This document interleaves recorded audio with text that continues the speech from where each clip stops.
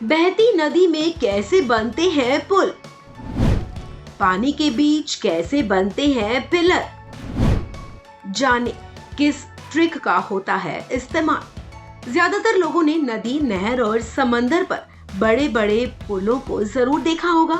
आपने अलग अलग आकार के पुल भी देखे होंगे, लेकिन क्या आपने कभी सोचा है कि आखिर ये पुल कैसे बनाए गए होंगे?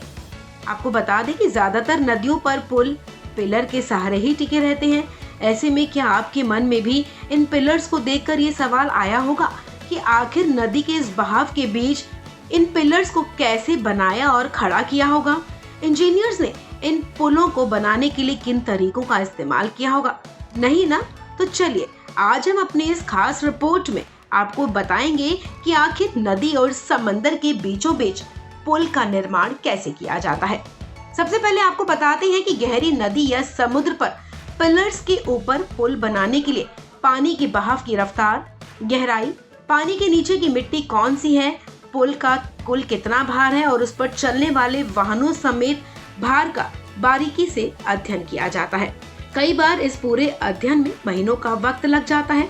पूरी रिसर्च खत्म होने के बाद पुल बनाने का काम शुरू होता है।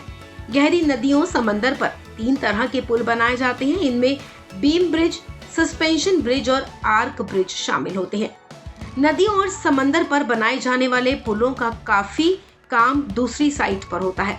यहाँ पिलर्स के ऊपर सेट किए जाने वाले पुल को तैयार किया जाता है। सिविल इंजीनियरिंग की लैंग्वेज में इन्हें प्री कास्ट स्लैब कहते हैं। पिलर्स पर इन्हीं प्री कास्ट स्लैब्स को जोड़कर पुल बनाया जाता है। वहीं पिलर्स बनाने का काम ऑन साइट होता है। इसमें सबसे पहले किसी भी मकान या बड़ी इमारत की तरह नींव डालने का काम किया जाता है। आपको बता दें, पूरे प्रोजेक्ट के साइज के आधार पर नींव का प्लान पहले ही बनाया जाता है।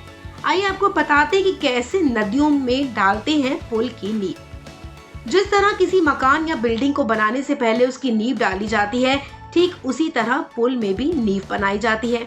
लेकिन पुल बनाने के पूरे प्रोजेक्ट के आधार पर नींव को लेकर भी पहले प्लान तैयार किया जाता है। यहाँ पानी के बीच में रखी जाने वाली नींव का नाम कॉफर डैम होता है। कॉफर डैम एक तरह से ड्रम के जैसे नजर आते हैं। इन्हें क्रेन के जरिए पानी के बीचों बीच स्थापित कर दिया जाता है। कॉफर डैम को बनाने के लिए स्टील की बड़ी बड़ी प्लेट्स का इस्तेमाल होता है, इसलिए ये काफी मजबूत भी होते हैं। कॉफर डैम आकार में गोल या फिर स्क्वायर जैसे होते हैं। ये पुल बनाने और नदी का बहाव जैसी कई चीजों पर निर्भर करता है। जरूरत के मुताबिक इनका आकार गोल या चौकोर कुछ भी रख सकते हैं। इनका आकार पुल की लंबाई, चौड़ाई, पानी की गहराई और पानी के बहाव के आधार पर तय होता है। कॉफर डैम कैसे काम करते हैं आपको बताते हैं। आपने मेलों में एक मौत का कुआं जरूर देखा होगा। कॉफर डैम ठीक उसी तरह होते हैं। साफ शब्दों में कहें तो ये ड्रम की तरह होता है।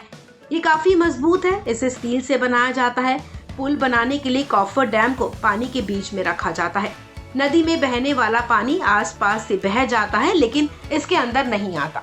ये ठीक उसी तरह जैसे किसी ग्लास में स्ट्रॉ को रख दिया जाता है। उसके बाद इसमें भरे पानी को बाहर निकाल लिया जाता है। इसके बाद कॉफर डैम में नीचे की मिट्टी नजर आने लगती है और फिर वहां पे शुरू होता है पिलर बनाने का काम। इंजीनियर इसके अंदर जाकर काम करके एक मजबूत पिलर बनाते हैं। पिलर बनने के बाद फिर ऊपर ब्रिज का काम शुरू होता है। पानी अगर बहुत ज्यादा गहरा हो तो कॉफर डैम काम नहीं आते हैं। इसके लिए गहरे पानी में तल तक जाकर रिसर्च की जाती है और फिर कुछ पॉइंट्स तय किए जाते हैं। इसके बाद उन पॉइंट्स की मिट्टी की जांच की जाती है कि वो पिलर्स को बनाने लायक ठोस हैं भी या नहीं। मिट्टी जरूरत के मुताबिक ठीक पाए जाने पर तय पॉइंट्स की जगह पर गहरे गड्ढे किए जाते हैं।